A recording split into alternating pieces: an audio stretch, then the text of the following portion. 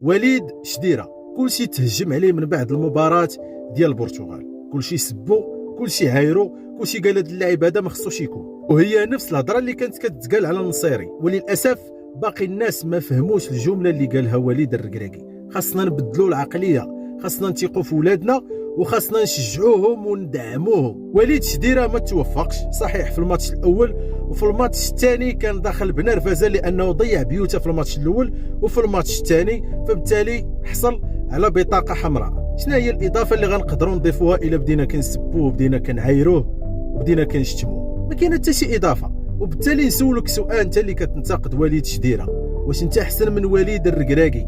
هذا سؤال موجه لك.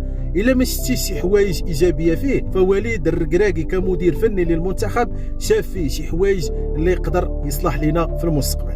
بارك علينا من انتقاد الهدام، وبارك علينا من اسلوب